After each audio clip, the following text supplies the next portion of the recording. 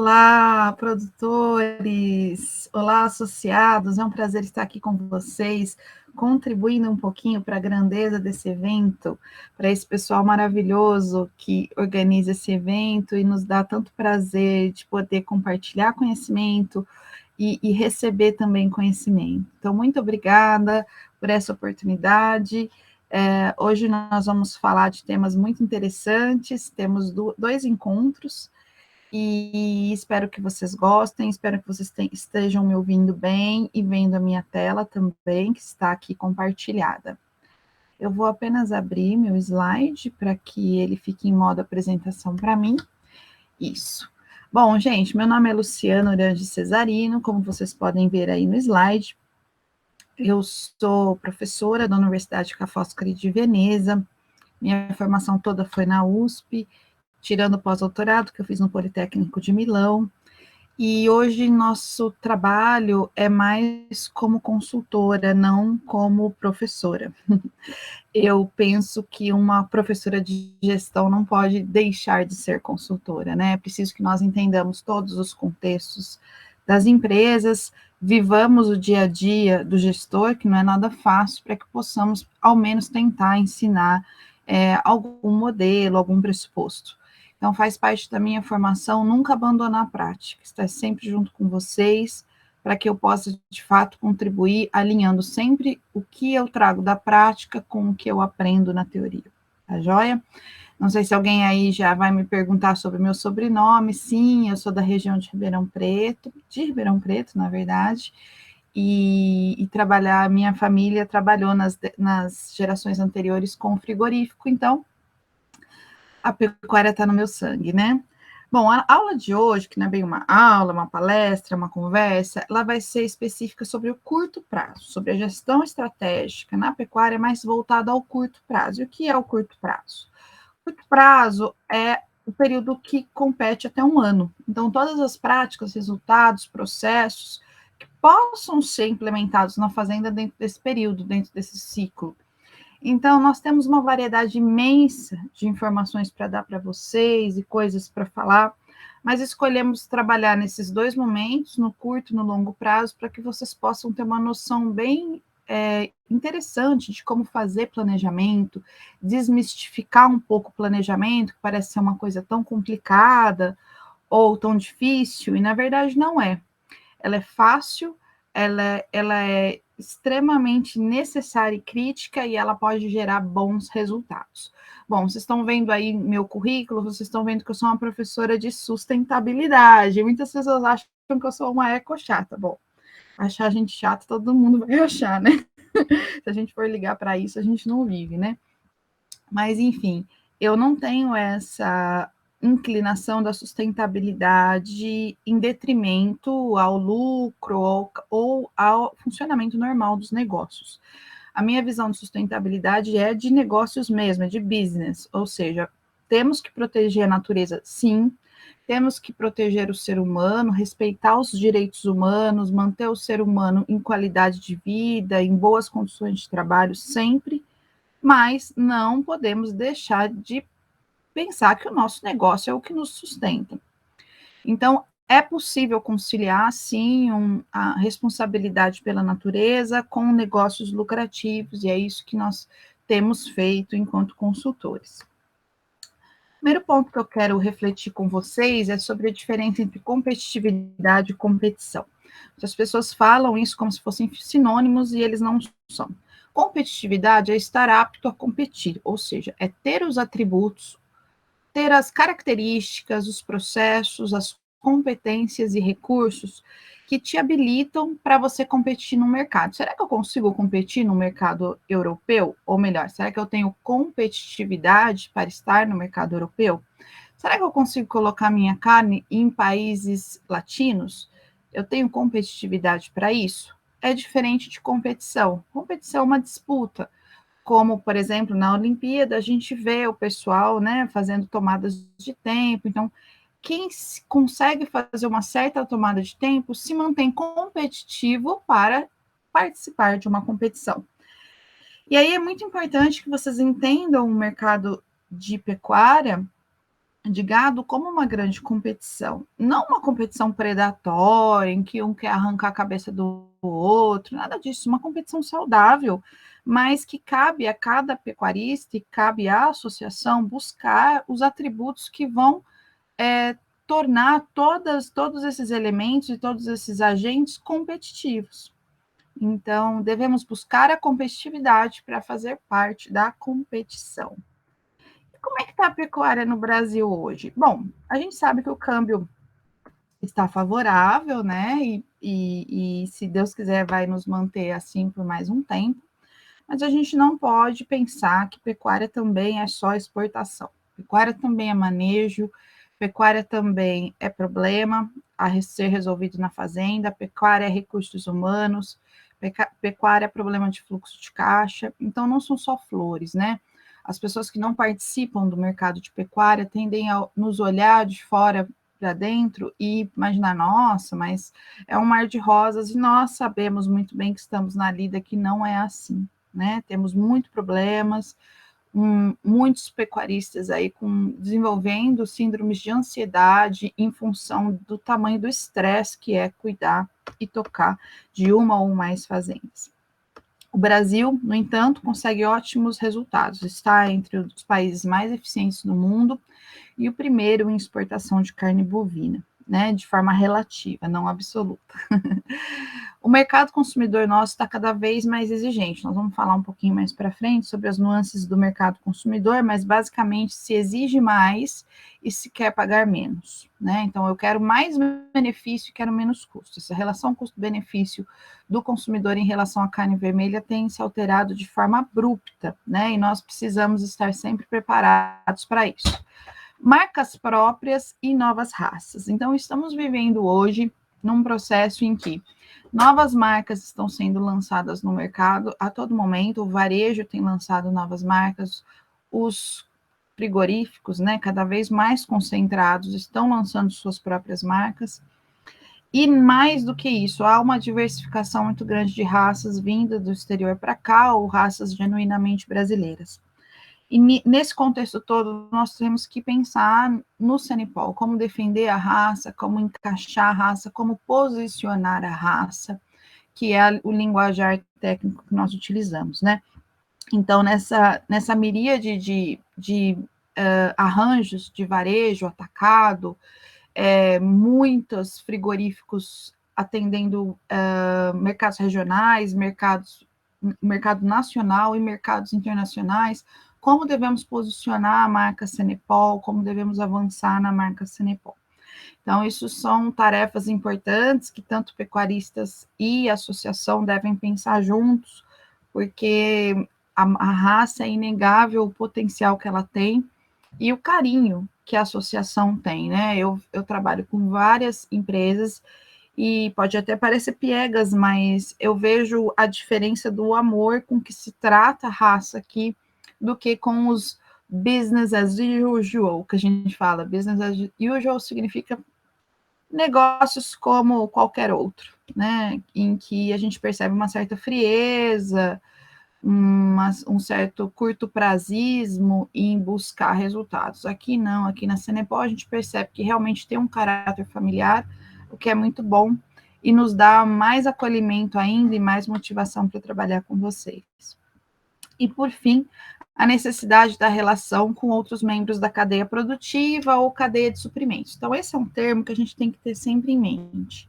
A cadeia de suprimentos, ela tem sido mais presente no nosso negócio a cada dia. O que é a cadeia de suprimento? São os outros membros que fazem parte do nosso negócio, são os nossos fornecedores, os nossos clientes. A gente chama os que estão para trás, né, de fornecedores ou de membros ajusantes. Os que estão para frente, a montante. Não, o contrário, desculpa, gente. A montante para trás, a jusante para frente. Então, o que acontece?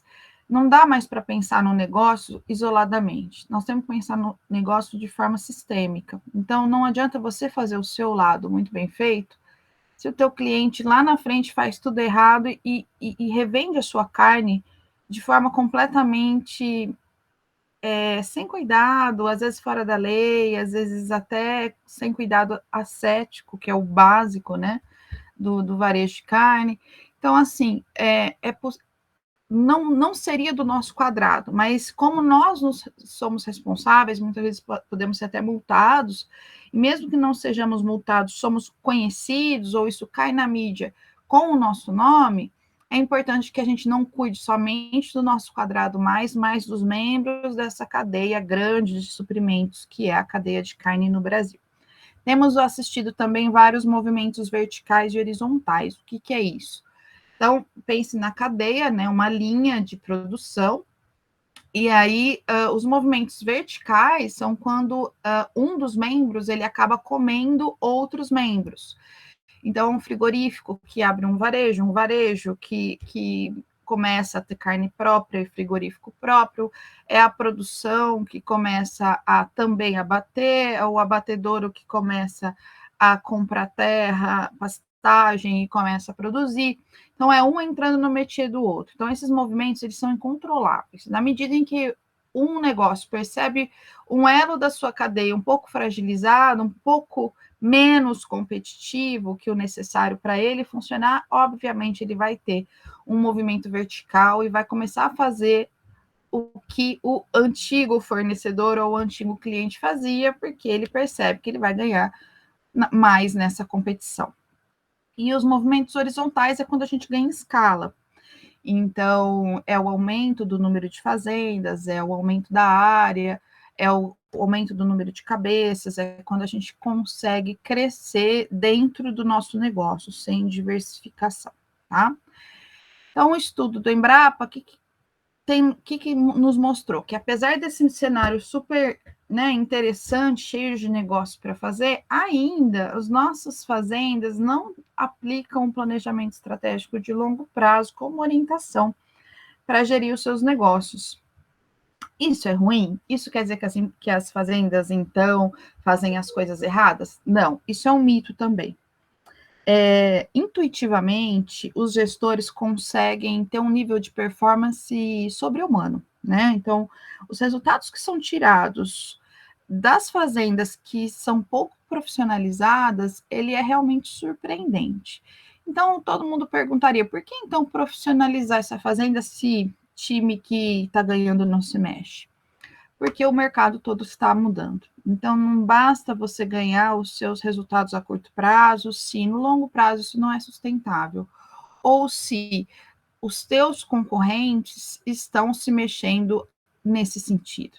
Então, toda vez que você fica parado numa ideia, seja ela a replicação do passado, por exemplo, eu faço isso há muitos anos, para mim é muito difícil mudar, ou eu sempre fiz assim, sempre deu certo, ou assim, o mercado tá bom, vamos tocando. Quando você insiste nesses mitos, nessas mentalidades, infelizmente, o seu negócio no longo prazo tende a ficar menos competitivo. Por quê? Porque é a partir da mudança e da profissionalização que você consegue acompanhar essas mudanças de mercado. E vocês têm aí uma coisa muito interessante que é a associação para apoiá-los, e isso faz toda a diferença. Vocês não estão sozinhos, né? Nesse mar de coisas para fazer. Não, a associação está aí justamente para isso. Então, quais são os desafios? São muitos, né? São obrigações trabalhistas, é o CAR, é o georreferenciamento, é a inscrição estadual, é segurança jurídica, é imposto de renda, é a contribuição federal, é muita coisa, né? Então, né, é o imposto territorial. Então, temos uma sopa de letrinhas, de impostos para pagar, de leis e regulamentações para entrar. E isso exige muita rapidez e uma atenção muito grande, né? Então, às vezes, a gente consegue dar conta de uma série de processos, mas um processo que ficou faltando, ele compromete todo o resto. Então, por isso que cada vez mais os avanços tecnológicos nos softwares, o uso de software, e de outras tecnologias como aplicativos e equipamentos de manejo, eles estão sendo aliados, grandes aliados da nossa gestão. Então, eu não vou dizer assim quem usa, quem não usa, porque eu acho que isso é uma coisa irrelevante.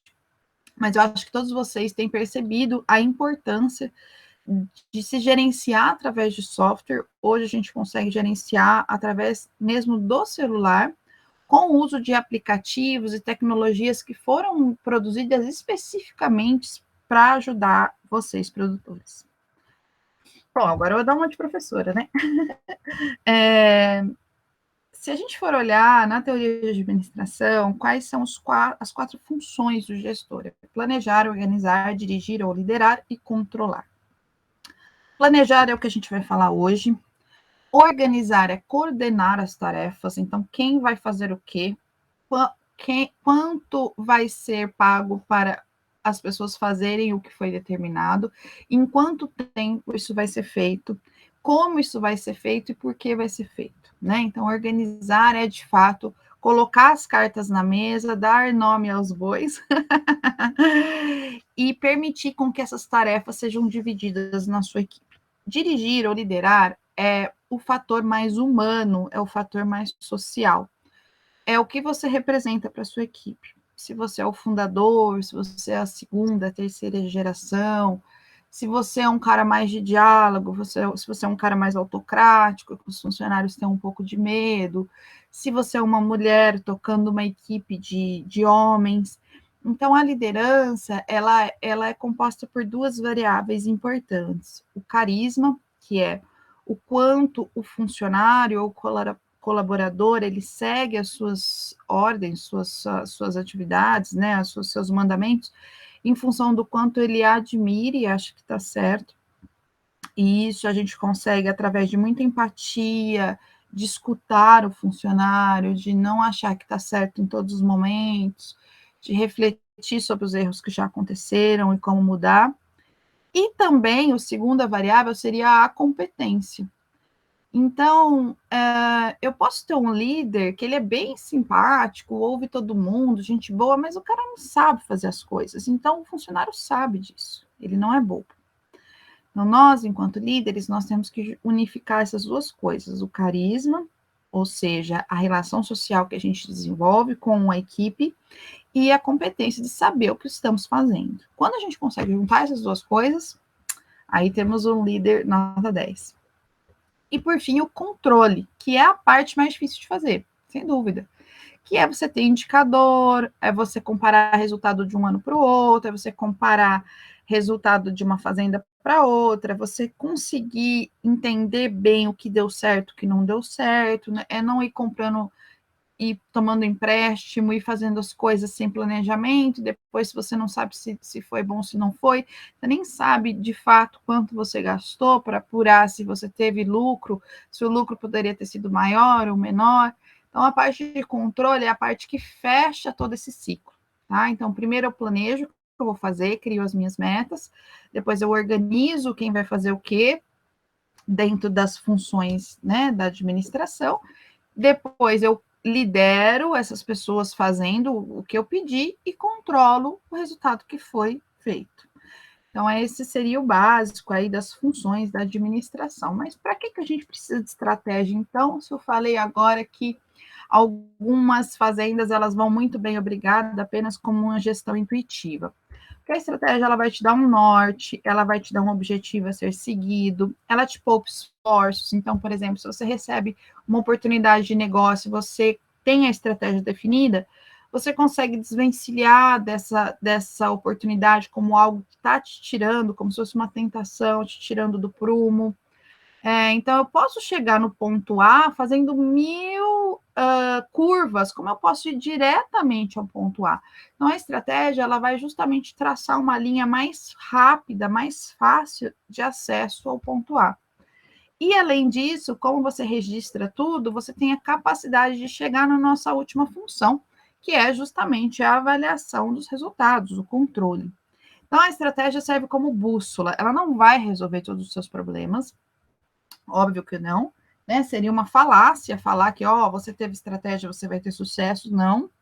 Mas pelo menos você consegue ter consciência do lucro, do fracasso e principalmente do risco que você está correndo. Então, aí as suas decisões são suas, são intuitivas, né? Então, eu prefiro arriscar mais, eu prefiro ser mais conservador. Ok, mas com a estratégia você vai ter cenários que vão te dar as respostas a partir das tuas decisões, e aí é com você, meu amigo. Então, a maioria das pessoas não planeja falhar. Ninguém quer, eu quero falhar. Óbvio que não. O que acontece? Falha ao planejar.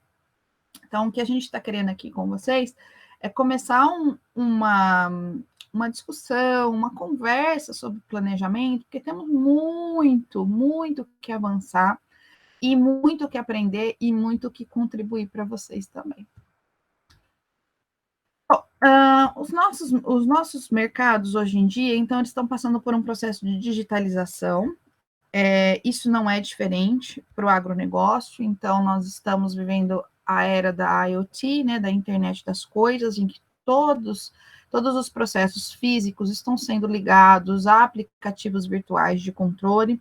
Estamos também afundando de cabeça na Big Data. O que é a Big Data? É trabalhar com dados, quantidade de dados, então histórico de dados, padrão de dados, relação entre variáveis. Então, se eu fizer um estímulo X, qual é o meu resultado? Isso tudo eu vejo através de estatística. E, claro, a digitalização, ela só vem a agregar. Ela vai exigir investimento do pecuarista? Claro que vai. Mas o resultado tende a ser muito maior. O que não pode é deixar a sua fazenda totalmente analógica, né? Porque aí sim você perde competitividade. A tentativa das empresas sobreviverem está sendo muito maior na pandemia. Então, novas estratégias foram criadas, estratégias antigas que não eram feitas foram requentadas. Então, houve um movimento muito forte de inovações mesmo estratégicas das empresas, principalmente as pequenas empresas, né? A busca pelo aumento da eficiência e eficácia, que eu vou falar mais para frente exatamente o que é eficiência e eficácia, o acirramento da concorrência, isso sempre aconteceu, mas durante a pandemia ele aumentou, por quê? Pensem que o mercado, o consumidor, ele é como uma pizza, né? Quando ele está crescendo, ou seja, as pessoas estão ganhando poder aquisitivo e o PIB está crescendo, a gente aumenta o tamanho da pizza. Quando o PIB cessa ou retrai, a pizza para ou diminui. Então, como é que você aumenta o seu pedacinho? Somente para os lados. Então, estão todas as empresas ao mesmo tempo tentando aumentar seu pedaço numa pizza que está estável ou diminuindo. Então, obviamente, nós estamos falando de diminuição de margem severa para algumas empresas, ou até mesmo falência. E a conquista de empresas autogerenciadas, esse é um grande desafio para a nossa área, porque a gente tem que capacitar melhor a nossa equipe para poder desvencilhar o pecuarista de todas as decisões, desde a mais burocrática e operacional até a mais estratégica, de linhagem, de como expandir, como investir. Então, a gente precisa deixar para o gestor somente as estratégicas. Mas para poder, quantas vezes a gente já não tentou terceirizar e deu com os burros na água, né? Você fala, ai meu Deus, eu achei que aquela pessoa conseguia fazer isso e não consegue, meu Deus. Isso acontece muito frequentemente nas empresas, mas por quê? Porque é preciso treinar, treinar, treinar, treinar e treinar, tá? Então, o investimento em treinamento, ele é quase que como um salvaguarda de perpetuidade da sua empresa. Mais você investe em treinamento, mais gente qualificada você tem, mais possibilidade de terceirização das suas decisões você tem, mais capacidade de autogerenciamento você tem e, obviamente, melhores decisões você tem e até mais tempo livre para não se estressar e poder pensar realmente no que você quer do futuro da tua empresa. A estratégia, a gente vê ela sendo utilizada em vários aspectos, né? Então, por exemplo, a gente vê, por exemplo, vou tomar um café estratégico, é quase que como se fosse uma segunda intenção. Mas, na verdade, não. Semanticamente, ou seja, tecnicamente, a palavra estratégia, ela está ligada a você chegar num melhor lugar, numa posição melhor no futuro, tá? E o que pode dar errado? Né? Na verdade, tudo, né? Se tiver que dar errado, vai dar errado. Então, a gente já parte do princípio de que muitas coisas vão dar errado e a gente já se prepara para isso. Então, pode ser que no meio do caminho o cenário vire, o câmbio vire, o cliente dê uma dor de barriga no cliente, o seu principal cliente te abandone, e isso vai fazer com que você tenha uma falta de recursos repentina e não consiga operacionalizar ou finalizar o que foi prometido. Pode ser que você não consiga concretizar os resultados, mesmo implementando todas as ações. Por quê? Porque o mercado muda, porque as pessoas não são robôs e porque os concorrentes também estão atrás de conseguir. Então, mesmo fazendo tudo certinho, pode ser que não dê certo, isso acontece. E uma falta de adesão dos funcionários. Quando a gente não prepara bem, quando a gente não treina bem, é possível que eles rejeitem qualquer tentativa de subir a profissionalização da fazenda. Por quê? Porque eles se sentem mal, eles se sentem desafiados, eles se sentem incompetentes, e aí a primeira reação é tentar ficar de fora, é uma reação meio apática, no sentido de que deixa eu ver o que vai acontecer antes de eu me comprometer, tá? Isso na média, tá, gente? Isso não quer dizer que existam pessoas maravilhosas na sua equipe, que basta você estimular, ela vai responder. E aí a gente chega na questão da nossa aula, né? O que é mais importante, o longo ou o curto prazo? Então, eu já digo para vocês, ambos. Não se constrói uma estratégia só de longo prazo e nem só de curto prazo. Por quê? É como se a gente estivesse andando na rua. Então, eu tenho que saber para onde eu vou, que é o longo prazo, né? Ah, eu vou no hospital X. Eu tenho que saber o caminho que eu tenho que percorrer, mas eu também tenho que olhar para baixo, ver se eu não estou pisando no buraco. Olho para os dois lados para atravessar a rua. Então, o curto e o longo prazo, eles se complementam. Não existe curto sem longo, não existe longo sem curto. Tá? Então, na vida empresarial, isso se repete de forma explícita. É como se a gente pensasse que eu falasse assim para o meu funcionário: olha, a gente tem que crescer as vendas em 10%. Isso é longo prazo. Ele vai falar, ok, volta para a mesa dele e fala assim, e aí, né, o que eu faço? Quer dizer, não adianta só o longo. Ou o contrário, olha, essa semana você vai fazer isso, eu quero resultado aqui, tá? Na minha mesa. Ele vai falar, ok, ele vai fazer, mas ele vai falar, mas por que eu estou fazendo isso? Qual o objetivo disso? Não entendi nada. Para que isso, gente? Então, o longo prazo é a justificativa das ações de curto prazo. Por isso, devem ser feitas simultaneamente. E aí, eu falei para vocês do conceito de eficiência e eficácia. São conceitos-chave na administração. Então, eficiência é produtividade. É você fazer mais com menos recursos, usando menos energia, menos água, menos carne, né? Enfim, todos os recursos que você tem, menos ração, menos vacina. Nossa, professora, mas como é possível isso? Não estou dizendo que vocês têm que economizar e nem fazer economias burras, não, não é isso, mas sincronizar o processo para ver o mínimo possível de custo de insumo que eu posso ter para ter o maior resultado. E a eficácia? Eficácia é fazer a coisa certa. Então, eficácia é ter uma carne macia, de qualidade, vendável, a bom preço. Então, a eficiência ela está muito ligada ao processo produtivo, ao processo cria, recria, engorda, abate. E a eficácia está ligada ao produto carne, a qualidade da carne que você consegue gerar. Tá? E aí nós temos embaixo um diagrama que mostra todo o esquema, então, entre aspas, geral da nossa palestra de hoje. Então, temos o planejamento. Esse planejamento é o quê? É o entendimento de um diagnóstico, como estamos agora. Será que a gente sabe se a gente é bom nisso, bom aquilo? Será que a gente sabe quais recursos temos? Será que nós sabemos tudo? Será que está tudo mapeado já? A partir desse diagnóstico, nós criamos indicadores, ou seja, onde queremos chegar, sob quais aspectos e sob quais áreas precisamos melhorar, que áreas estão deficientes, que áreas, ao contrário, estão super ativas e até gastando mais do que deveria. E aí isso inevitavelmente incorre em controle de custo, e a gente sabe que custo é o nosso dia a dia. Então, o nosso curto prazo, ele vai fatalmente cair em controle de custos. Somente com controle de custo é que eu tenho lucro. Então, antes de pensar em como agregar valor à minha commodity, antes de pensar como eu vou ser competitivo para o mercado internacional, Antes de qualquer outra coisa, eu tenho que pensar em como arrumar minha casa, deixar minha casa redonda. E deixar minha casa redonda é controlar os custos e as falhas de processo que eu tenho hoje, as falhas de manejo que eu tenho hoje. Bom, então esse primeiro passo, que é o diagnóstico, ele vai requerer dados zootécnicos. Que são dados zootécnicos? São os equipamentos, a minha área, a divisão dos meus pastos, o tamanho do meu rebanho, as categorias do rebanho, os investimentos em rebanho, as minhas taxas de engorda, cria e recria. Então, são dados extremamente ligados a manejo. O segundo tipo de dado é um dado mais de negócio.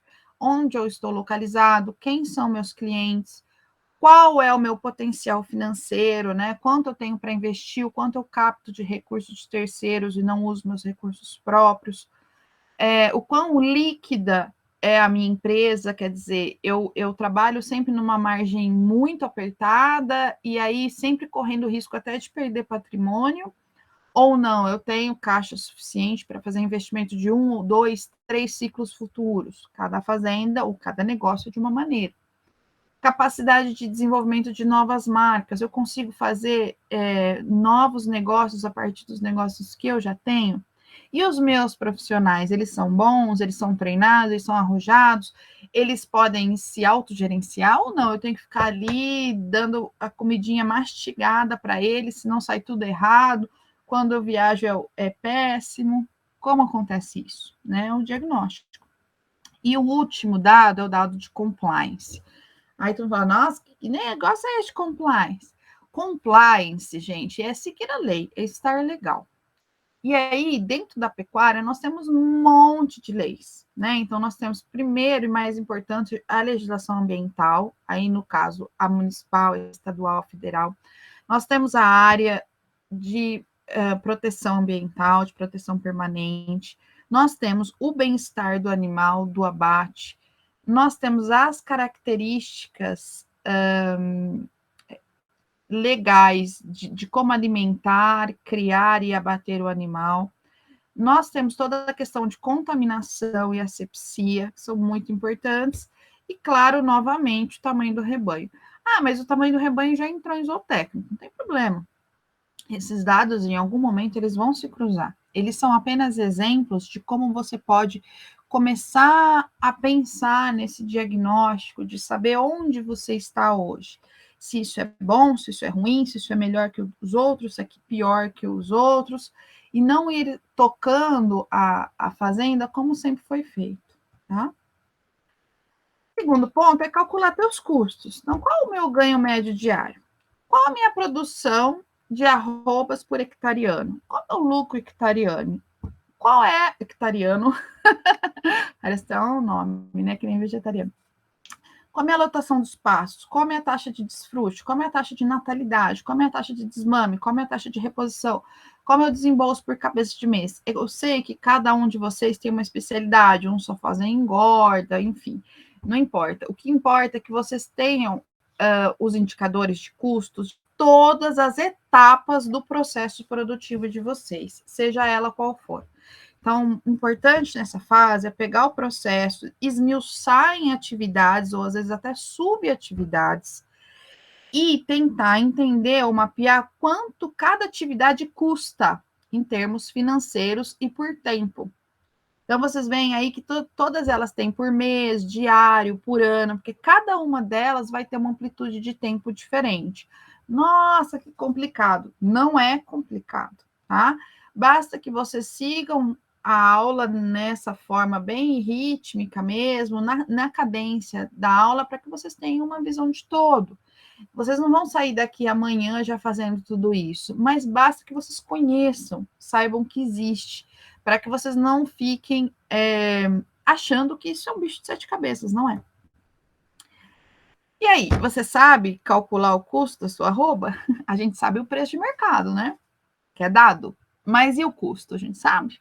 Porque tudo é custo, né, gente? Um parafuso é custo, um milho é custo, o próprio engorda do gado é custo, tudo é custo, é custo, custo, custo, custo. Como é que a gente separa esse tantão de custo? É aí que nós vamos ver agora.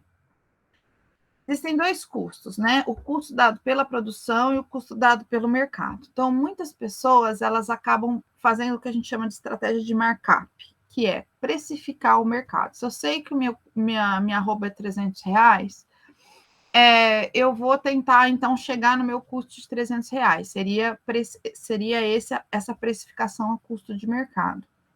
Quer dizer, eu uso um parâmetro externo de quanto vale a minha commodity para chegar no meu custo. Não é a melhor saída. Qual é a melhor saída? É o custo de produção. Eu tentar reduzir ao máximo quanto eu gasto para chegar na arroba, para eu ter uma diferença, e aí a gente não fala de markup, a gente fala de margem, uma diferença entre o que eu gastei e os R$300 que minha arroba está valendo, tá? Então, nós vamos sempre pelo caminho de custo de produção. Ah, mas eu posso ir pelo caminho do custo de mercado? Pode, é uma decisão sua, mas digamos que não é a mais profissional e nem a mais recomendada. E aí tem o que a gente chama de ciclo produtivo. O que é o ciclo produtivo? É o tempo ou o número de meses ou de anos, né? Normalmente meses, desde o início da produção até a venda final. Então, cada fazenda, cada raça, cada manejo, cada tipo de animal vai ter um ciclo produtivo, vai ter um tempo específico. Então, a primeira coisa que você tem que fazer é definir o seu tamanho de ciclo, né? Então, quem mexe só com reprodução, obviamente, vai ter um ciclo menor. Quem mexe com cria e recria, vai ter um ciclo maior. Quem mexe com cria, recria e engorda, um ciclo maior ainda. Então, cada tipo de produção tem que ser primeiramente definido o tempo que a gente vai chamar de ciclo produtivo, tempo em meses ou anos. E depois a gente vai dividir o custo em fixo e variável. O nome já diz, né? Fixo é sempre o mesmo, variável, cada hora é um. E que é o custo fixo? É como se você pensasse o seguinte: se eu não tiver nenhum boi no pasto, o que eu gasto na fazenda? Ah, eu vou ter que gastar energia, eu vou ter que pagar imposto do mesmo jeito, vou ter que cuidar do pasto, vou ter que isso, ter que... Esses são os seus custos fixos. E os custos variáveis? É a medida que eu produzo. Quanto mais eu produzo, mais eu gasto ração, mais eu compro vacina, mais eu tenho que comprar sêmen, mais eu tenho que comprar vermífugo, mais eu tenho que comprar sal, mais eu tenho que comprar blá, blá, blá. E aí você vai pondo na conta o custo variável. Então, o custo fixo, ele é sempre o mesmo. Então, eu posso pegar ele e dividir pelo meu número de meses. Porque ele está lá, ele é sempre o mesmo, eu vou pagar. Já o custo variável, eu tenho que sempre multiplicar pelo meu número de cabeças, ou pelo meu número de animais, para que eu saiba exatamente o quanto cada animal custa para mim. Exemplo de custo fixo: ITR, mão de obra e salário, que você vai ter que pagar, faça chuva, faça sol, contador, energia, que tudo bem, as pessoas falam, energia varia, mas todo mês tem que pagar, então a gente coloca como custo fixo. E o custo variável, qual é? Sal, semente, ração, acero de seca, combustível, vermífugo, vacina, sêmen, juros, que variam muito, principalmente agora, a gente está começando a ver, né? Comecinho de juros subindo, e isso tende até o final aí do governo Bolsonaro, com certeza, nós vamos assistir uma subida de juros, nós já vamos ficar preparados para isso. Então, o nosso ano pecuário, ele vai variando conforme a gente produz. Quanto maior é o nosso quantidade, quanto maior é o nosso nível de produção, maior é o nosso custo variável. Não existe um custo para cada cabeça, para cada unidade produtiva. Tem um custo que é muito chato, que é esse custo de depreciação, que ninguém lembra dele, né? Só os chatos dos contadores. Faço minhas também essa análise, que é o quanto teu equipamento está perdendo de valor no ano pecuário. Então, quanto que eu perco? Coxa, roçadeira, galpão, trator, pastagem, edificação, curral, cerca, bebedouro, tudo isso tem que ser reformado de vez em quando. Tudo isso pode ser destruído por um desastre, qualquer coisa, Deus me livre, mas são custos que de vez em quando eu vou ter que repor esses equipamentos. Vou ter que cuidar deles, ao longo do tempo eles perdem valor. Eu não posso comparar um coxo de 10 anos com um coxo recém-feitinho. Não tem como. Então, por isso, gente, que a gente já tem uma taxa. Quanto beira essa taxa? Normal. Então, assim, dentro dessa lista tem equipamentos que são de imobilizados e de alta imobilização e de baixa imobilização. Os equipamentos de baixa imobilização, eles têm um custo mais alto, 20%, 15% a 20%. Os de alta imobilização, de 3% a 5%. Ou seja, uma casa, ela até mesmo valoriza, mas de vez em quando eu preciso fazer uma reforminha para menos pintar. E aí a gente chega finalmente no custo total, que é o custo fixo dividido por quantidade, como eu falei para vocês, e o custo variável 1 mais o custo variável 2. Vamos supor que nessa conta simples eu nem coloque o meu custo 3, que é o meu custo de depreciação. Por quê? Porque é um primeiro momento, eu não vou calcular depreciação, mas se você já está fazendo um segundo ano pecuário, aí você tem que colocar, não tem jeito, tá? Eu coloquei o mais simples possível, tá? Então, a partir do meu CT, meu custo total, quer dizer, o meu custo fixo mais o meu custo variável, eu vou saber qual é o meu lucro. Eu não consigo saber meu lucro sem saber meu custo certinho, detalhado. Por quê? Porque a minha receita é simples. Minha receita é o valor que eu vendi vezes a quantidade que eu vendi, né? Então, preço vezes quantidade é receita. Então, se eu souber o meu custo detalhado, eu sei meu lucro líquido e bruto. Por quê? A diferença de líquido e bruto? Impostos, né? Impostos sobre faturamento. Imposto de renda pessoa física, imposto de renda pessoa jurídica. Vamos dar uma olhada nos indicadores. Eu não vou abrir, porque eu também não quero matar vocês hoje, mas só falando rapidinho, a primeira é a taxa interna de retorno. Então, quanto eu consigo girar de cada cabeça e transformar o gado em dinheiro? Qual é a velocidade do meu giro? Isso é a taxa de lucratividade do meu negócio. Quanto gira a taxa de lucratividade? É muito variável, depende muito da sua eficiência, né? E também depende muito do quanto você consegue precificar na sua carne com qualidade, ou se você vende como carne de segunda. Então, assim, ela é quase que um condensador de tudo que você faz, processo e resultado. Ela é o resultado da sua eficiência, da sua eficácia, tá? Payback ou Return on Investment, o ROI, o que é? É quanto tempo demora para eu receber de volta o capital inicial que eu investi, em meses, em anos. E por fim, a margem de contribuição. Como é que eu consigo comparar quanto eu ganho em cada produto? Vamos colocar como produto.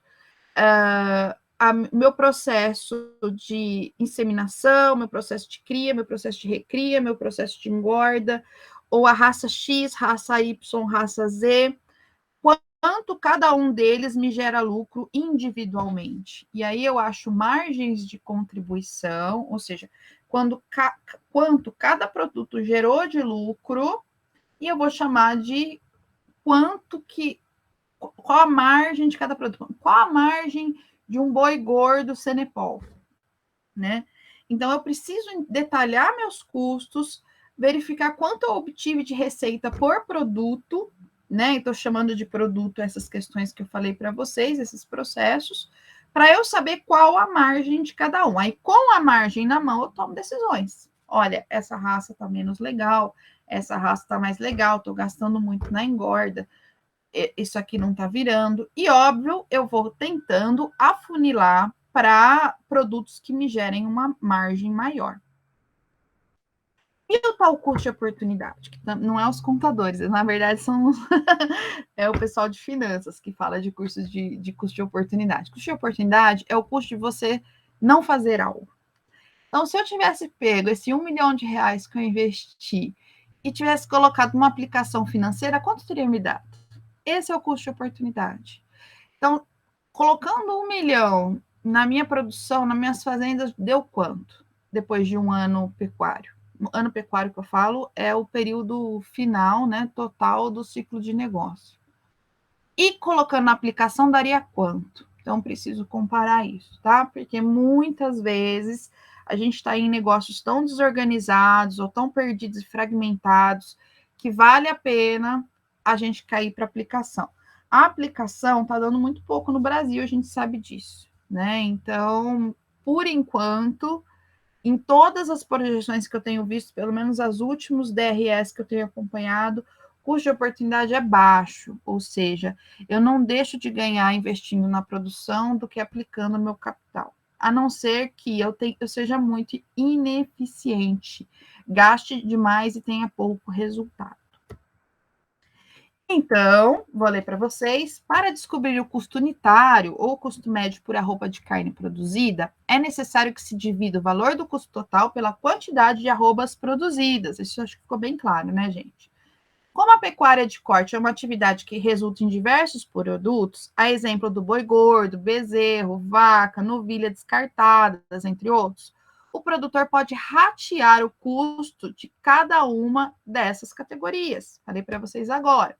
Geralmente, isso é feito de duas formas: por meio da distribuição de custos na proporção de receita gerada por cada categoria animal vendida, ou do desconto do custo total, o valor de todas as categorias vendidas, com exceção do boi gordo. Ou seja, eu posso fazer por categoria ou no final deduzir tudo junto.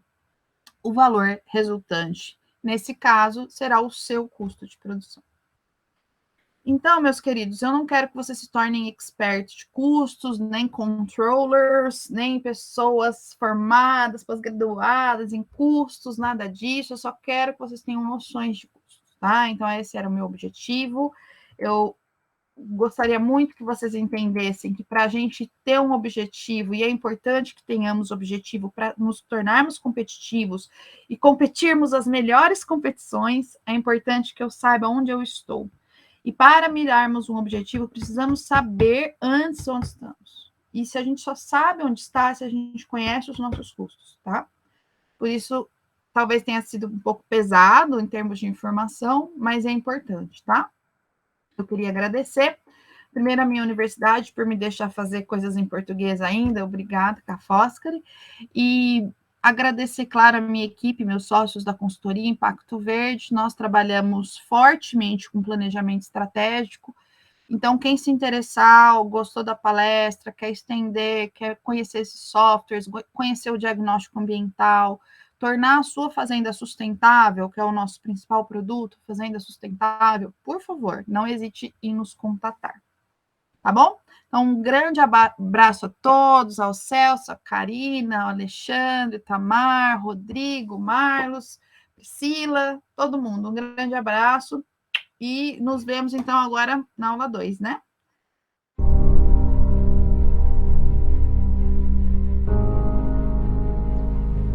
Nasci em uma das regiões mais paradisíacas do mundo, onde o sol é forte o ano todo.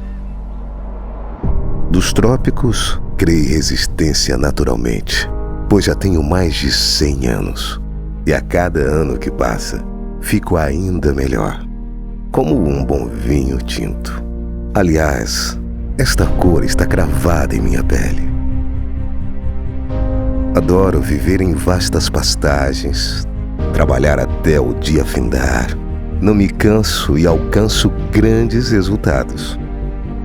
Por isso me buscaram e trouxeram para cá, para este país continental, repleto de diversidades, de vida. Sei que quem me cria se apaixona à primeira vista, pois sou simples. Trago comigo abundantes progressos. Sou a cara do Brasil. Sou o jeito desses campos. Sou a fé do peão que labuta todo dia, mas que ao final do dia sorri pra mim. De norte a sul, de leste a oeste, não existe tempo ruim. Pois quando nasce um de mim, a fertilidade brota aos olhos e a precocidade enche de felicidade a sua alma. Vim para me juntar, para produzir mais. Vim para aumentar o desempenho e a rentabilidade.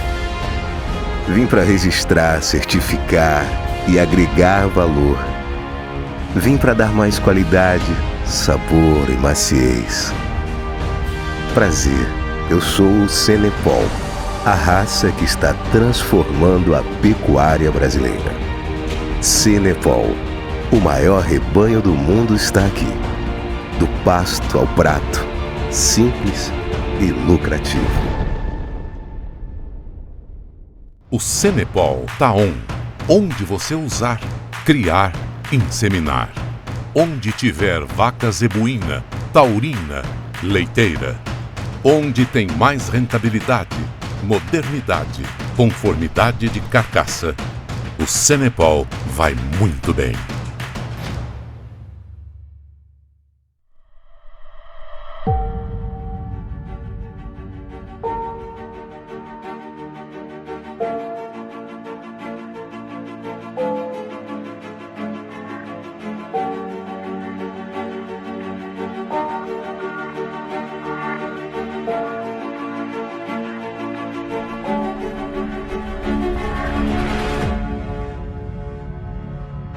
As pastagens brasileiras estão ganhando uma nova cor, uma nova produtividade, um desempenho jamais visto, uma nova transformação. Esta cor está revolucionando a pecuária nacional. A cor da pelagem zero, da docilidade, do caráter mocho, a cor de uma raça 100% adaptada aos trópicos, feita para o Brasil. Mas já há algum tempo feita no Brasil e do Brasil para o mundo.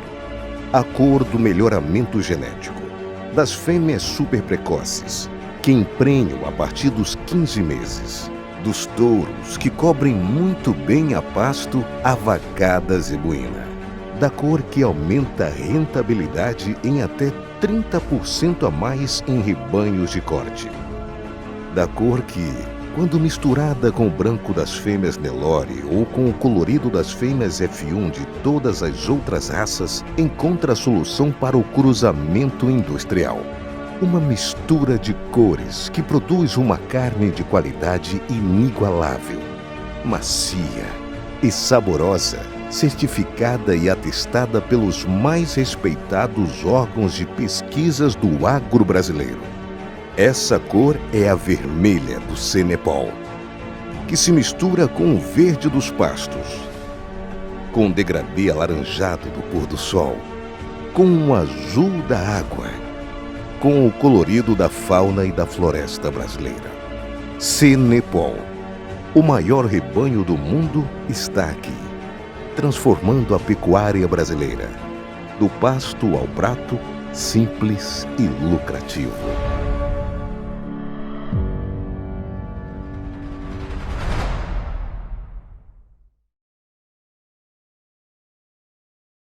Olá, meu produtor, minha produtora de Cenepol, meu querido associado, que prazer tê-lo aqui, né?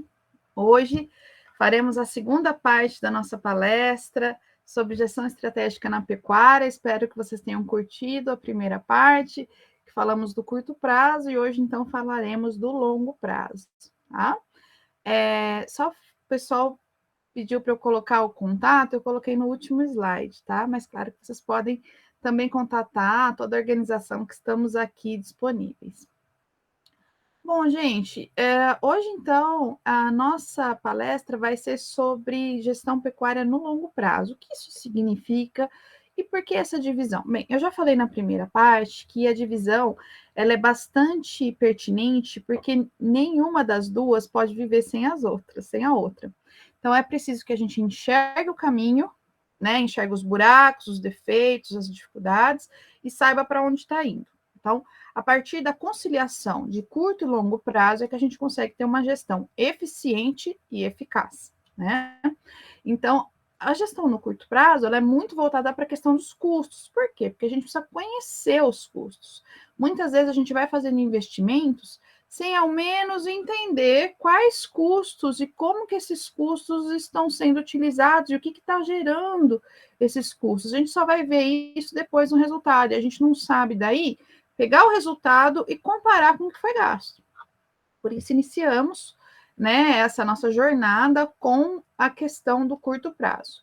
Agora nós vamos para o longo prazo, que é uma área um pouquinho mais de investimentos, de objetivos, de sonho, de futuro, onde a gente não vai mais ficar diagnosticando, né, e nem ficando olhando para os nossos defeitos, que nem sempre é muito bom, né, gente?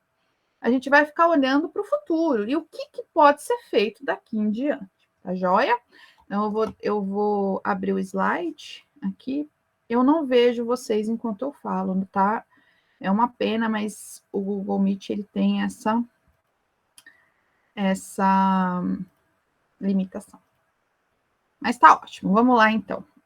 Eu já me apresentei, né? Sou professora da Universidade de Veneza, Ca' Foscari.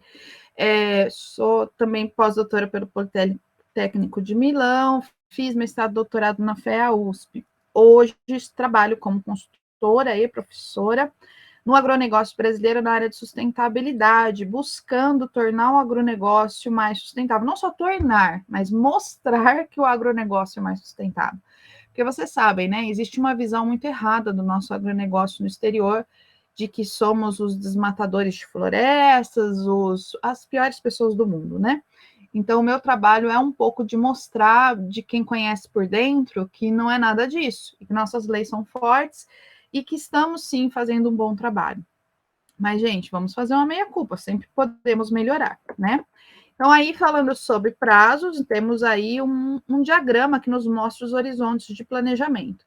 O curto prazo, que é até 1 ano, como eu falei para vocês, ele vai ser direcionado para objetivos operacionais, ou seja, coisas muito simples do dia a dia. É para isso que você tem que treinar a sua equipe, para que ela consiga realizar esses objetivos, que você possa se desfazer. Por quê? Porque o gestor, muitas vezes, ele fica muito estressado de ter que fazer coisas do dia a dia e decisões estratégicas ao mesmo tempo. A partir do momento que você tem uma equipe mais treinada, e isso vai entrar em fatores familiares, vai entrar muitas vezes em fatores até de sucessão, você consegue se desvencilhar um pouco dessa gestão do dia a dia, tá? Até mesmo a capacidade de você controlar a fazenda à distância por meio de software, tudo isso entra nessa gestão de curto prazo, no controle do teu custo, tá? O médio prazo são objetivos que vão entrar entre 1 e 2 anos, ou seja, realmente compra, linhagem, abate, ainda está um pouquinho dentro do ciclo do ano pecuário. Agora, as decisões de longo prazo, que vão de 2 a 5 anos, essas decisões são absolutamente estratégicas. Então, será que você quer largar tudo, comprar imóveis e morar em Miami? Será que você quer expandir, comprar terra em Matopiba? Você quer mudar de raça? Você quer mudar de métier? Você quer abrir lojas? Você quer ter uma marca própria? Tudo isso é longo prazo. Então, é para isso que nós vamos nos dedicar na palestra de hoje, para entender para onde podemos ir, onde que o mercado está apontando, o que pode ser um bom negócio. É claro, gente, que o mercado muda constantemente. Então, tudo que a gente fala aqui, pode ser que daqui 2, 3 anos a gente tenha que fazer uma revisão. Pode ser não, nós teremos que fazer. Então, não peguem o que eu falo também, levem a ferro e a fogo, porque a minha análise é quase que uma fotografia do que é o mercado hoje. Pode ser que daqui mais para frente a gente tenha que rever alguns conceitos, mas macro tendências costumam estar baseadas em dados que acabam sendo muito mais precisos do que achismos, né? Então, lembrando da primeira palestra, o que a gente fez? A gente fez o diagnóstico, lembra? A gente definiu o nosso custo total. Definido o nosso custo total, quer dizer, quanto que eu gasto com custo variável, quer dizer, por quantidade de arroba, e quanto que eu gasto fixo na fazenda mesmo, por tempo, por mês ou por ano. A junção desses dois custos vai me dar o custo total, e a partir disso eu tenho condições de planejar, criar indicadores. Então, o que é muito bem, não ficou muito claro o que é indicador. Indicador é um número que te mostra quanto que você alcançou uma meta. Então, eu quero um indicador de gasto energético da fazenda menos 30%. Então, eu tenho uma meta, que é o valor que eu quero chegar, e eu tenho que definir para cada meta um processo. Como que eu vou fazer isso? Lembra que eu falei para vocês que o curto prazo, você manda a pessoa fazer um monte de coisa da tua equipe, ela não entende nem por que ela está fazendo? Já o longo prazo, você manda ela fazer, ela nem sabe o que fazer no outro dia, porque é tão etéreo, é tão vago. Então, aí que vem o casamento das duas coisas. O indicador, ele é o longo prazo, é o resultado depois de 2, 3, 4 anos de trabalho. E o processo e a meta é o curto prazo. É esse mês, é daqui 2 meses, é daqui 3 meses, o que tem que ser feito? Como que nós vamos construindo esses cenários? Aí as pessoas sempre me perguntam, mas, Luciana, como é que eu vou saber as coisas que são incontroláveis? Porque tem muitas coisas incontroláveis. Fatores econômicos são incontroláveis, fatores de consumo são incontroláveis, fatores tecnológicos são incontroláveis. Como é que eu vou saber? Bom, a gente parte de um princípio de ter cenários prováveis. Então, um cenário otimista é o cenário A, é o cenário em que tudo dá certo economicamente. Cenário B, cenário razoável, mais ou menos. E cenário C é o cenário que a gente não quer que aconteça, mas infelizmente existe o risco dele acontecer. É quando as vendas caem muito, o câmbio cai muito, todos os nossos clientes entram em crise e a gente tem um freio no mercado pecuário muito grande, né? Graças a Deus, temos um mercado mais ou menos protegido, mas pela carne ser um produto de primeira necessidade, mas nós não temos nada de concessão pública, nosso subsídio é muito ruim. Então, o que acontece? Nós temos sim, estamos sim sujeitos às oscilações de demanda muito forte. E nós temos visto o quanto que o poder aquisitivo da classe média interfere na nossa venda, né? Agora com essas últimas subidas de preço. Então, pessoal, o que a gente precisa tirar daqui? Que a meta é o curto prazo, o que eu vou chegar nessa semana, o que eu vou chegar nesse mês, o que eu vou chegar nesse ano. E o indicador é algo de 5 anos que vai me sinalizar se esse processo foi encadeado de forma correta e se a gente atingiu o resultado.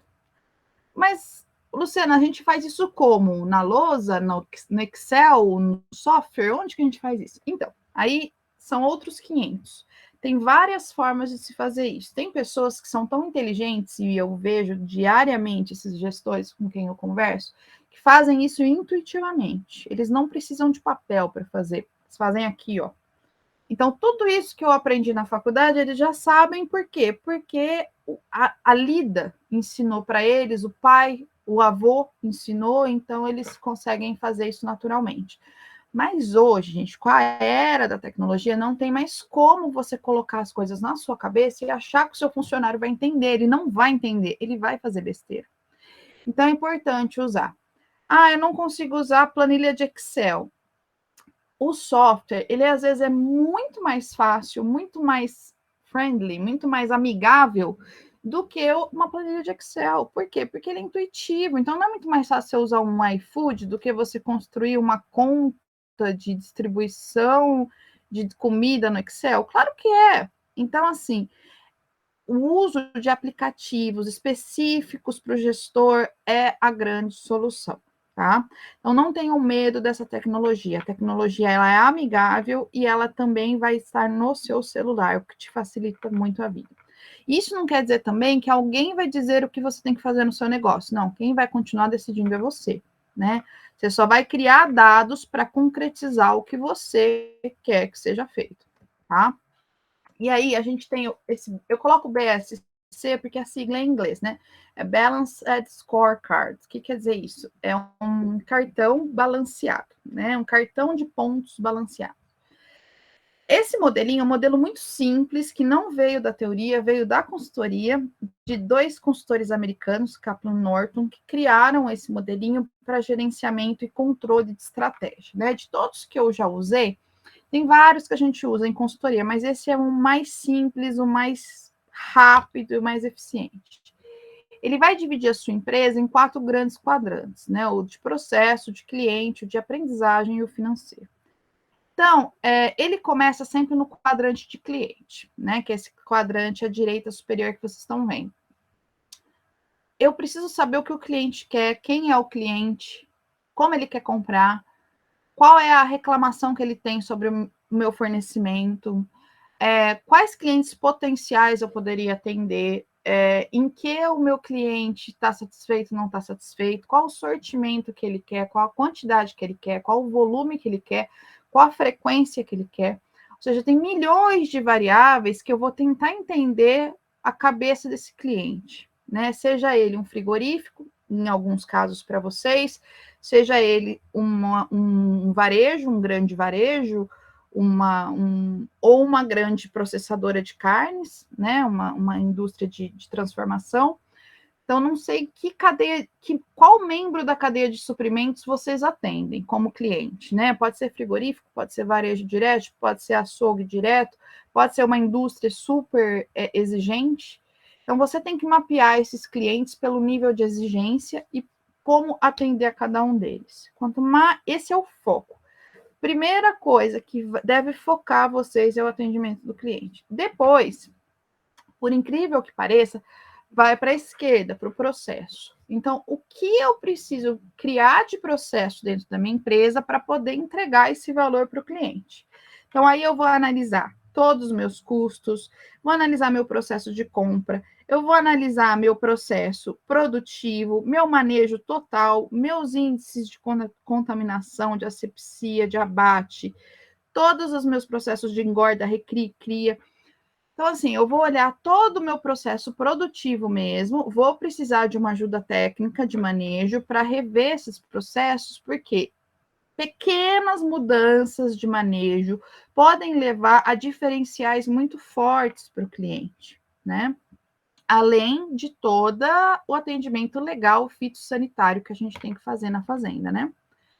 Depois do cliente do processo, eu vou lá para a aprendizagem. O que é a aprendizagem? São as pessoas.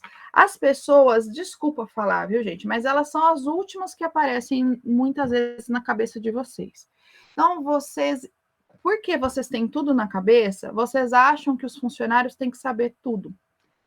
E não é assim, gente. A gente precisa gastar tempo, investimento no treinamento e na comunicação com os funcionários. Treinamento, treinamento, treinamento, treinamento, treinamento. Quanto mais você investir em treinamento, melhor vai ser o seu negócio. Parem com aquela visão boba de que eu vou treinar, o cara vai sair para ganhar R$200 a mais. Isso não é verdade.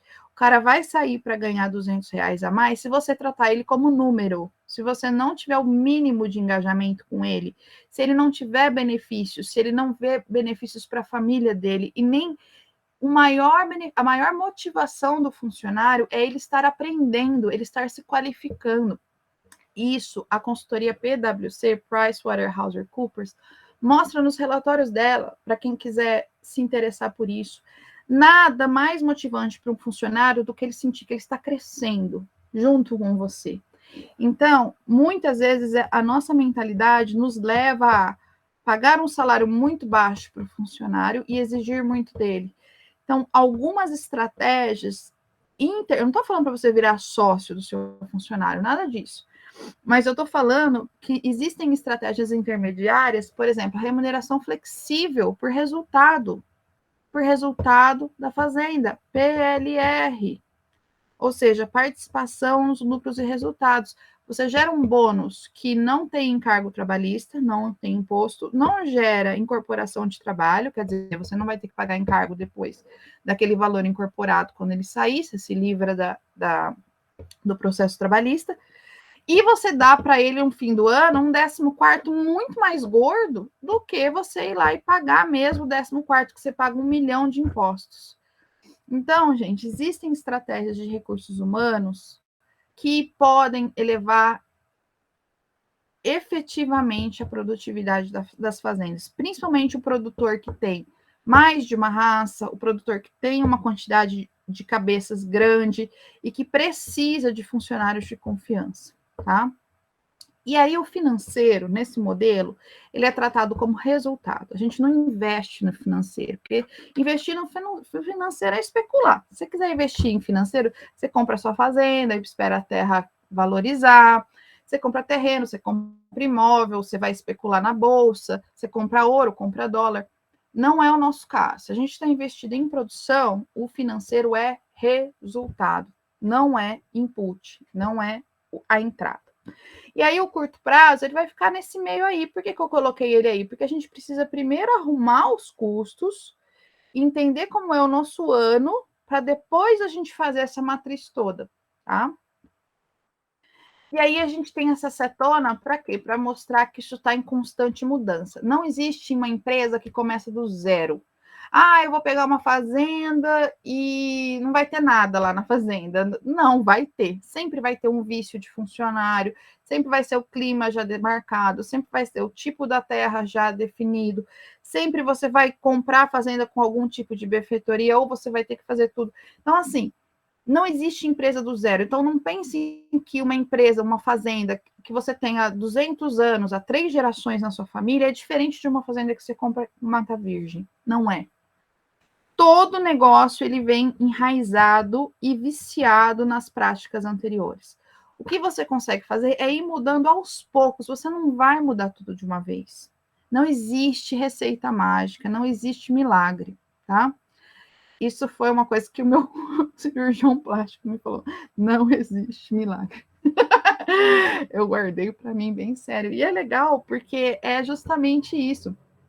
Você começa a mexer em alguns processos que naturalmente ativam outros processos, e isso vai gerando um ciclo de melhoria, e ao longo do tempo você vai melhorando. Isso é bom também, porque ele não é frustrante, no sentido de, não consegui melhorar tudo, ficou aquela coisa para trás. Vai ficar. Não tem como não ficar. Só que isso aqui foi melhorado. E assim você cria um ciclo.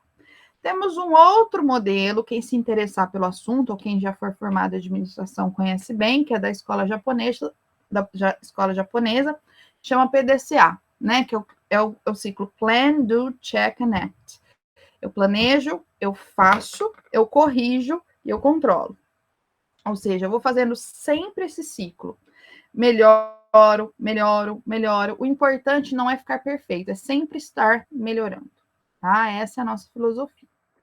E aí você pode fazer alguns sinalizadores de indicador. Então, vamos supor que eu quero fazer um indicador de margem de contribuição da arroba. O que é isso? Quanto em dinheiro líquido, quer dizer, tirados os impostos e tirados os custos, qual é o lucro por arroba de raça que eu tenho? Aí eu vou colocar lá o meu indicador esperado e o meu indicador planejado e o meu indicador efetivo. Qual foi o meu planejado e quanto que eu consegui? Então, nesse caso, o planejado foi melhor que o efetivo. Então, por isso que ele está vermelho, quer dizer, atenção. E por que eu tenho um triângulo superior para cima? Mostrando aqui, quanto mais ou quanto maior a margem, melhor. Quando eu estou falando de custo, quanto menor o custo, melhor. Aí o triângulo vai ser para baixo.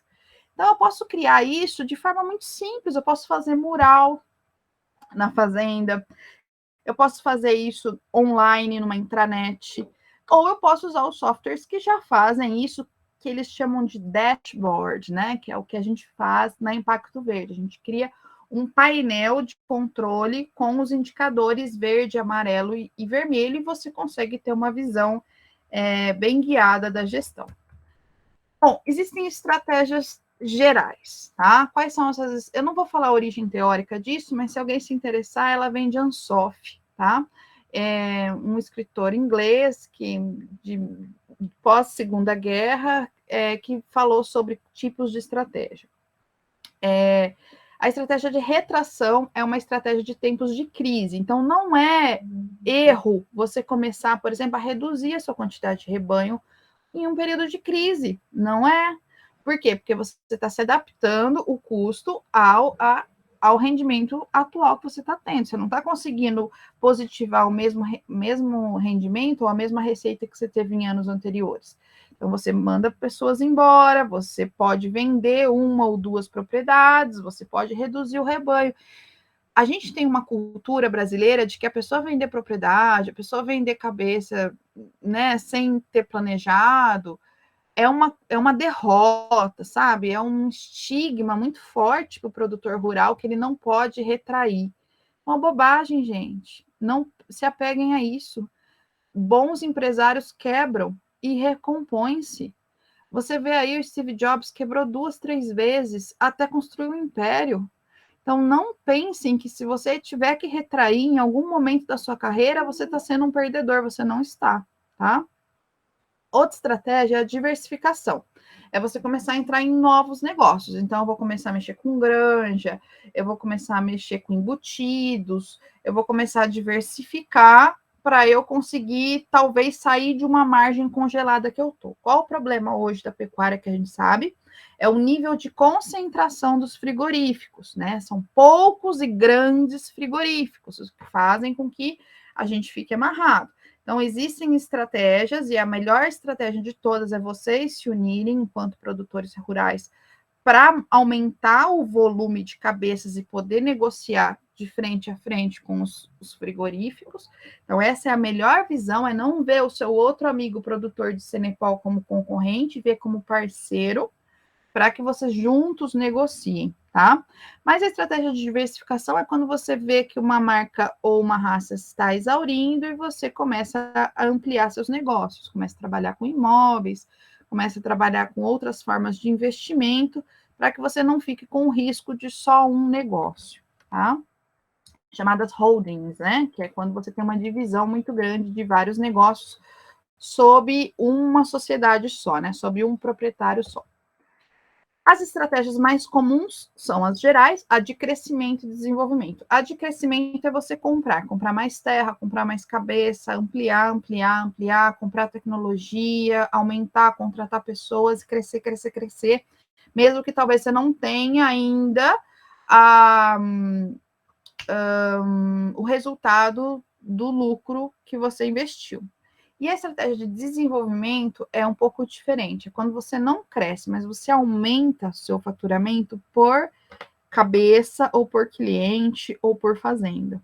Então, você repensa todos os teus custos, refaz todo o teu custo, às vezes até a tua estratégia de precificação, e você busca melhorar a qualidade da carne para que você consiga vender melhor e ganhar mais sem ter que crescer em quantidades, tá?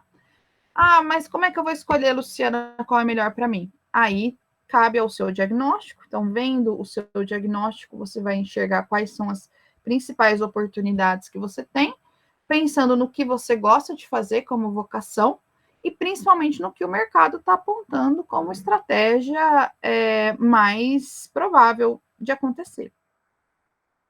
Implementar a estratégia não é fácil, gente. O papel aceita tudo. Agora, você de fato ficar lá 1 ano e meio implementando todos os objetivos os quais você se comprometeu não é fácil. Podem acontecer muitos problemas e eles vão acontecer, né?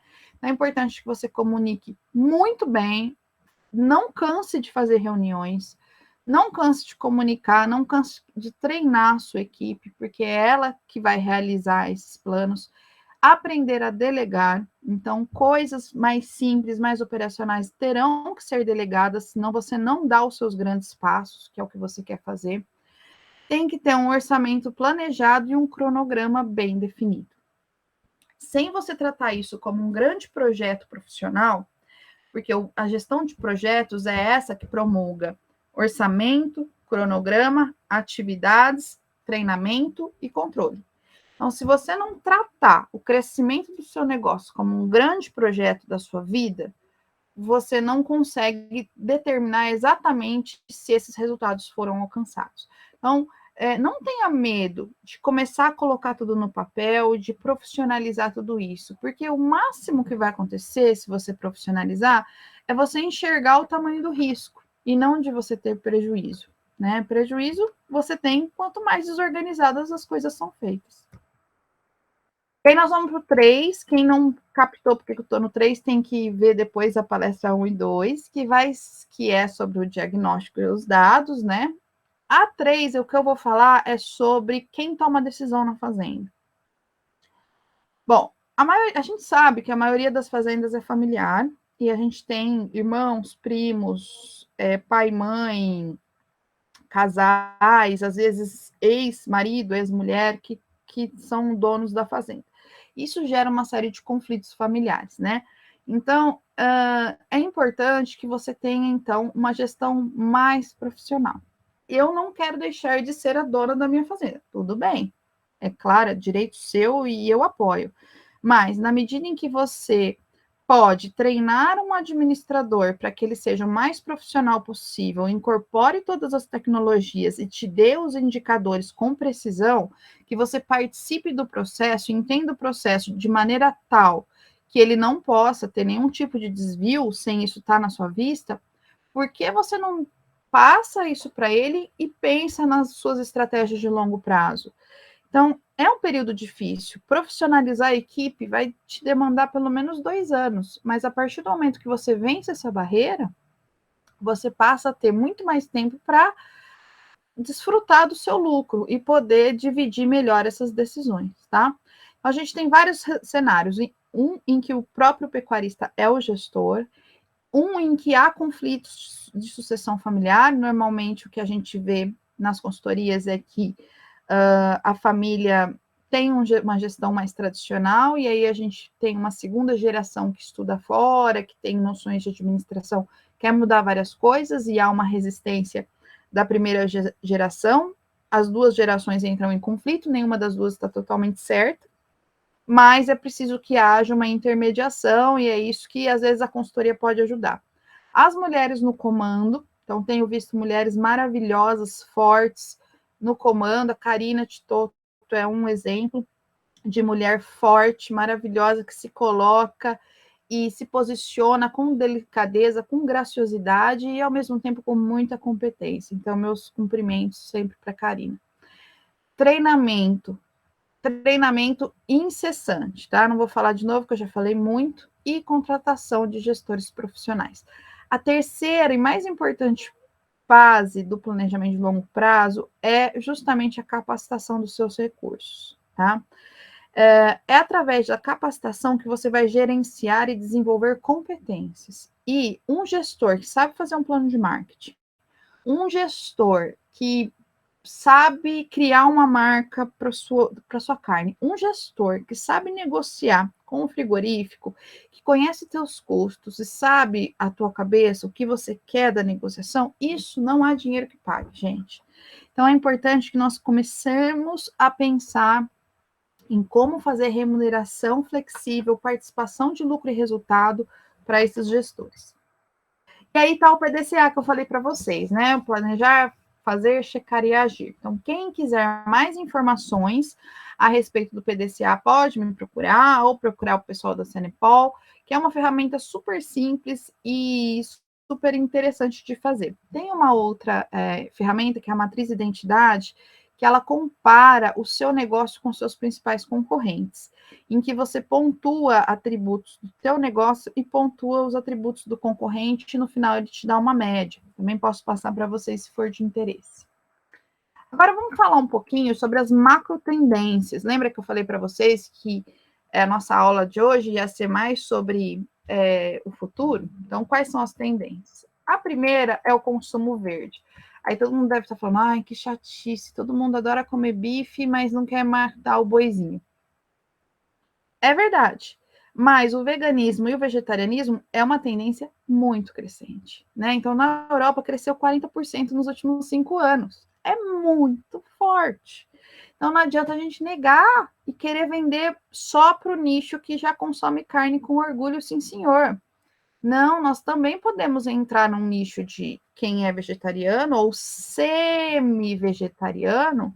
Quem é o semi-vegetariano? É o cara, parece aquelas siglas, né, que vão inventar. Parece não, é o cara que, eu preciso tomar cuidado com as brincadeiras, é o cara que não deixa de comer carne, mas ele se importa com o bem-estar animal. Ele quer saber como o abate foi feito, se o bichinho sofreu, se não sofreu, como sofreu, de que forma foi feito. Gente, nós temos muito mercado para isso, tá?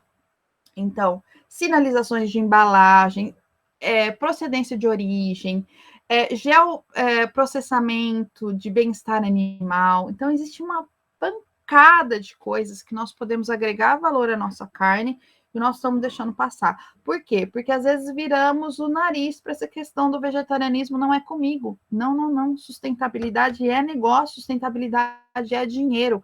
Vamos vender para as pessoas que são inclinadas ao bem-estar animal, mas ainda não são vegetarianas, antes que elas virem.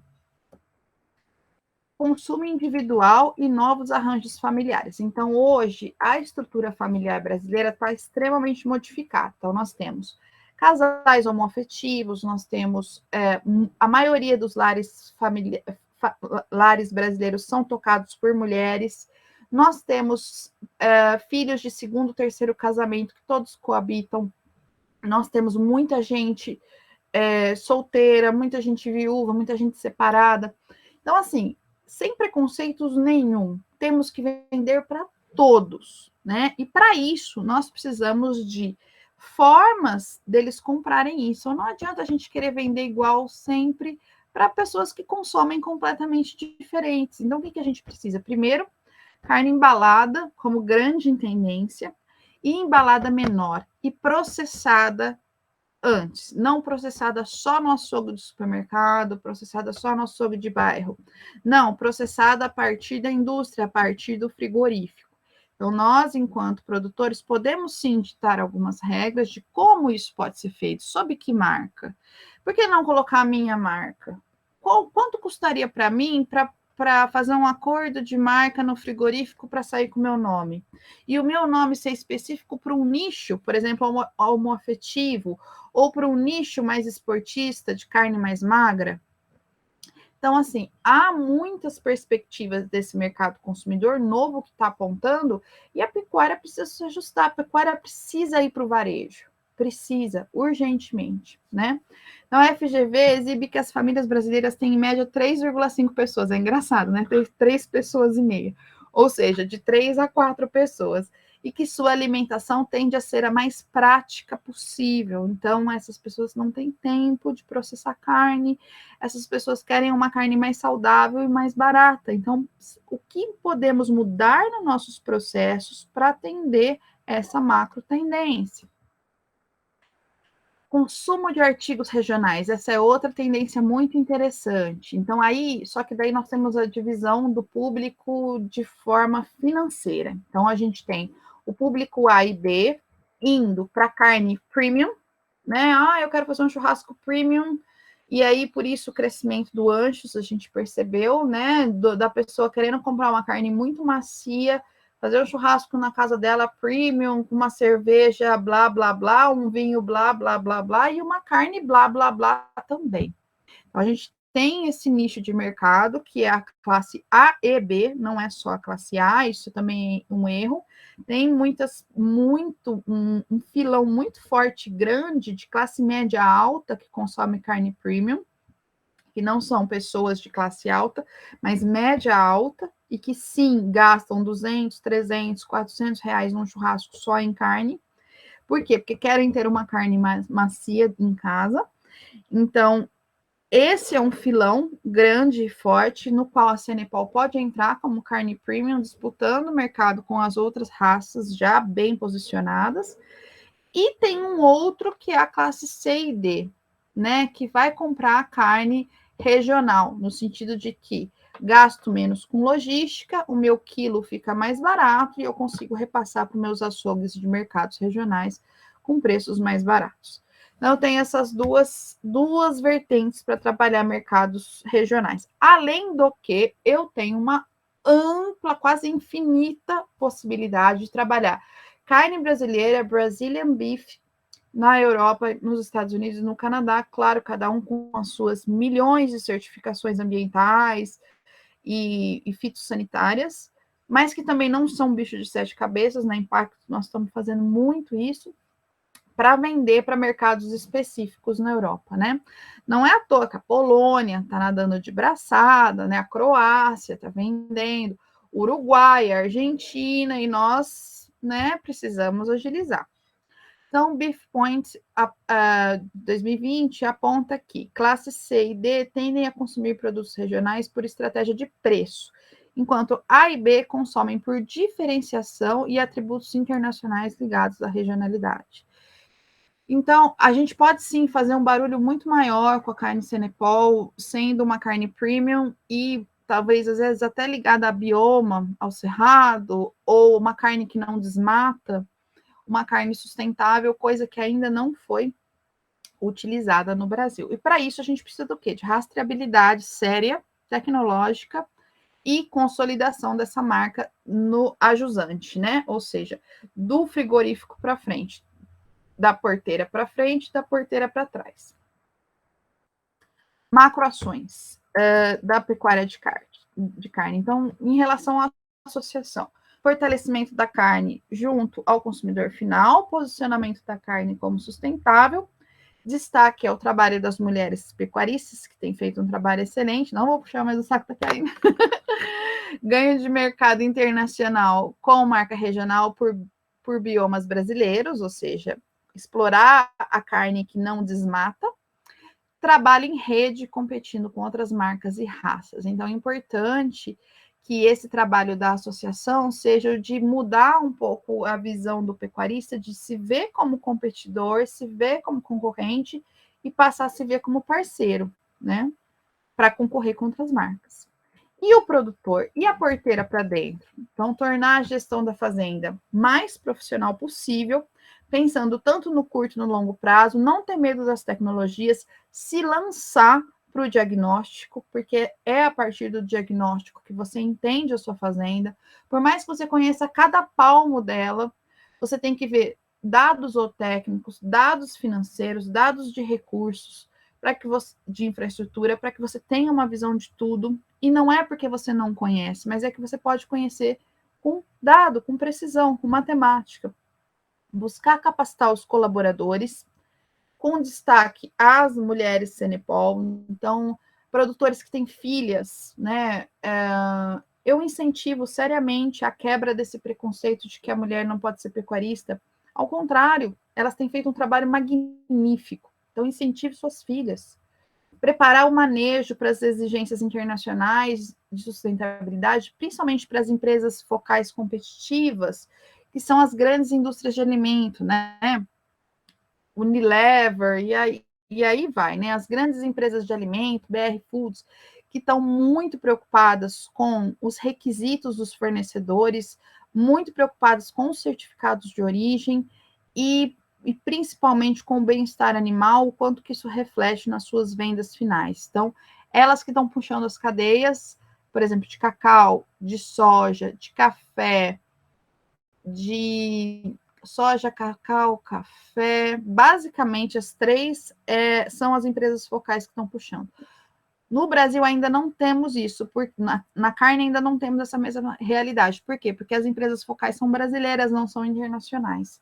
Então, nós temos um certo atraso das exigências de fornecimento em função dos frigoríficos concentrados serem nacionais e não serem internacionais. Agora, com a internacionalização da JBS, sede nos Estados Unidos, provavelmente nós vamos ver uma mudança de posicionamento que já está acontecendo. É só vocês olharem no site da JBS para vocês verem o guia de sustentabilidade. Outra dica para vocês: todo produtor pode ter um guia de sustentabilidade.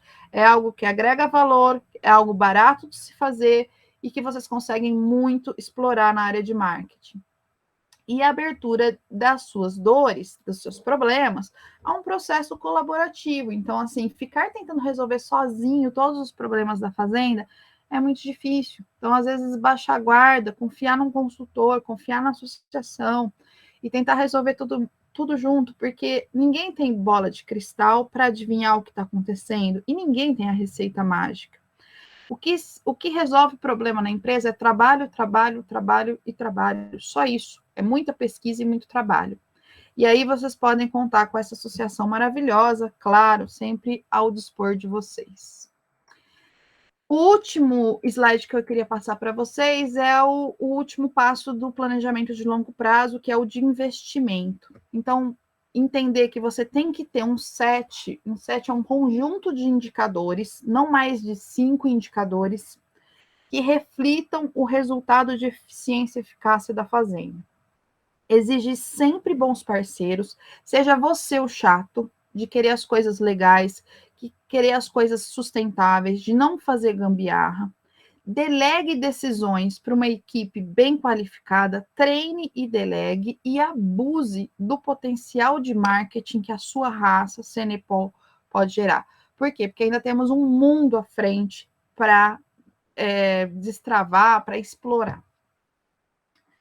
É isso, meus amores. Muito obrigada. Então, só falando, eu sou da consultoria Impacto Verde, junto com o Marlos e o Rodrigo, somos sócios, parceiríssimos da Cenepol. Agradecemos muito o espaço para estar aqui com vocês. Ficamos à disposição.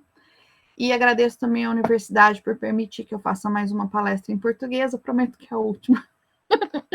Um grande abraço, uma boa semana a todos. Espero que vocês tenham gostado e podem me mandar dúvidas e sugestões, o que vocês quiserem, tá bom? Um grande abraço, tchau, tchau.